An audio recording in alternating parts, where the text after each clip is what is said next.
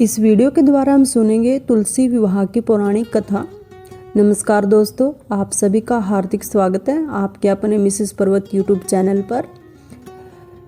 पहले हम तुलसी विवाह की कथा को सुनने से पहले हम यह जान लेते हैं कि तुलसी का विवाह करने से क्या फल मिलता है।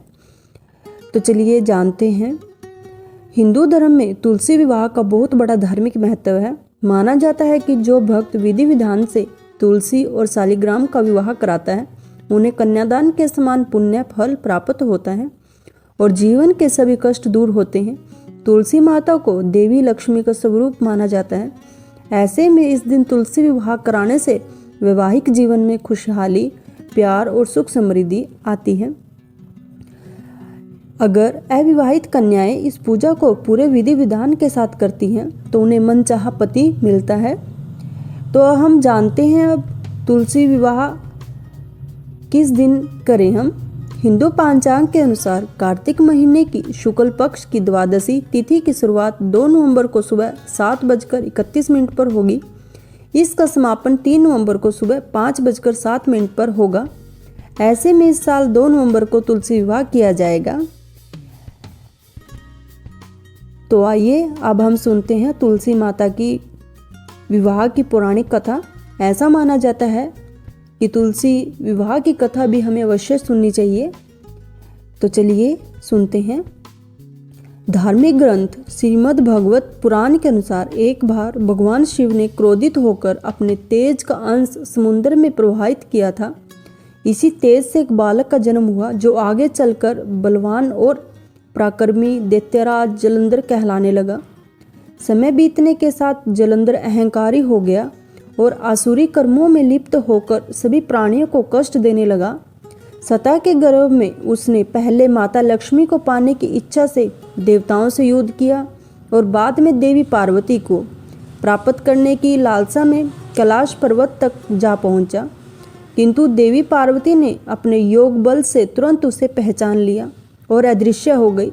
क्रोधित होकर उन्होंने यह सब घटना भगवान विष्णु को बताई। जलंधर बेहद शक्तिशाली था और उसकी शक्ति का मूल स्रोत थी उसकी पत्नी वृंदा। वृंदा एक अत्यंत धर्मपरायण और पतिव्रता नारी थी। उसका अटूट सत्य ही जलंधर के अजय होने का कारण था, जिसके चलते देवता भी उसे परास्त नहीं कर पा रहे थे। सृष्टि को उसके आतंक से मुक्त करने के लिए भगवान विष्णु ने एक उपाय निकाला। उन्होंने एक ऋषि का रूप धारण किया और वृंदा के समीप पहुंचे। जब वृंदा भगवान विष्णु के पास आई तो उसने युद्ध में अपने पति जलंधर की स्थिति पूछी। भगवान विष्णु ने अपनी माया से 2 वानरों को प्रकट किया जिनके हाथों में जलंधर का सिर और शरीर था। यह दृश्य देखकर वृंदा बेहोश हो गई। जब उसे होश आया तो भगवान विष्णु ने माया से स्वयं को जलंधर के रूप में उसके सामने प्रस्तुत किया। वृंदा ने उन्हें अपना पति समझकर उनकी सेवा की, जिससे उसका अस्तित्व भंग हो गया। उसी क्षण जलंधर की शक्ति क्षीण हो गई और देवताओं ने उस युद्ध में मार गिराया। जब वृंदा को यह ज्ञात हुआ कि भगवान विष्णु ने छल से यह सब किया है तो वह अत्यंत क्रोधित हुई और दुखी हो गई। उसने भगवान विष्णु को पत्थर बनने का श्राप दिया और स्वयं अग्नि में प्रवेश कर आत्मदाह कर लिया। जिस स्थान पर उसने आत्मदाह किया वहां तुलसी का पौधा उत्पन्न हुआ। भगवान विष्णु ने वृंदा को वरदान दिया कि वह तुलसी के रूप में सदैव उनके साथ रहेगी।